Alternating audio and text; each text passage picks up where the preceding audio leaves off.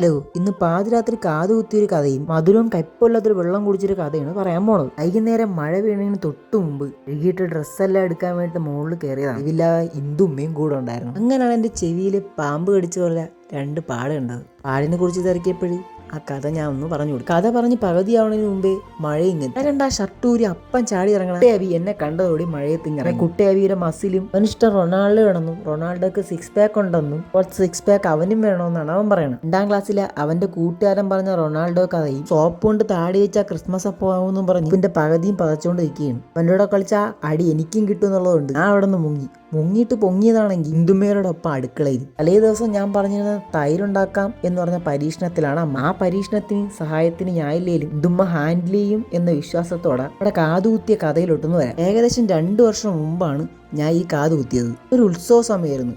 ഞാൻ കുളിച്ച് റെഡിയായി ഉത്സവത്തിന് പോകുമ്പോഴാണ് കുറച്ച് മദ്യകത്താവാതെ പോയി കഴിഞ്ഞാൽ ഉത്സവം ഒരു ഓളം ഉണ്ടാവില്ല. മദ്യപിച്ചില്ലെങ്കിലും ഒരു 100 രൂപ ഷെയർ കൊടുക്കും. പാട്ടും പാടി കുപ്പി കൈ കൊണ്ടുവരുന്നത് കണ്ടപ്പോഴും തോന്നാത്ത കൊതി കുടിക്കണത് കണ്ടപ്പോൾ തോന്നി. ഞാനും വാങ്ങി ഒരു ഗ്ലാസ് അകത്താക്കിയ സമയത്തൊക്കെ കാതുകുത്തിയതും മൂക്കുകുത്തിയും കഥകളാണ് കടന്നു നോക്കിക്കൊണ്ടിരുന്നത്. ഇപ്പോഴൊന്നും എനിക്ക് തോന്നിയെങ്കിലും തിരിച്ചു വരണ വഴിയിൽ ഏതോ മരത്തിൽ മുള്ളു നിൽക്കുന്നുണ്ട്. ആ മുള്ളും പറിച്ചുകൊണ്ട് പോയി. രാത്രി കിടന്നുറങ്ങണതിന് മുമ്പ് തന്നെ അരച്ച മുള്ളുകൊണ്ട് 2 കാതിലും 2 എണ്ണം വീതം കുത്തി. 2 കാതിലും 2 എണ്ണം വീതം കുത്തി എന്തിനാണെന്ന് ഇപ്പോഴും എനിക്ക് ഓർമ്മയില്ല. ഇത് കുത്തിയിട്ടുണ്ടെന്ന് ഓർമ്മ വന്നത് പിറ്റേ ദിവസം രാവിലെയാണ്. 2 ദിവസം കഴിഞ്ഞ് വേദന മാറിയെങ്കിലും ഇത് ആവർത്തിക്കലെന്ന് ഓർമ്മിപ്പിക്കാൻ വേണ്ടി ഇപ്പോഴും ആ പാടുകൾ എൻ്റെ ചെവിയിലുണ്ട്. മാത്രമല്ല ആ പിറ്റേ ദിവസത്തെ വേദന കൊണ്ടാവും പിന്നീട് ഒരിക്കലും അത് വേണമെന്ന് എനിക്ക് തോന്നിയിട്ടുമില്ല. എൻ്റെ ഈ കഥ ഇഷ്ടപ്പെട്ടാൽ ലൈക്കും അടിക്കണം. അടുത്ത കഥ കേൾക്കാൻ സബ്സ്ക്രൈബും ചെയ്തേക്കണേ.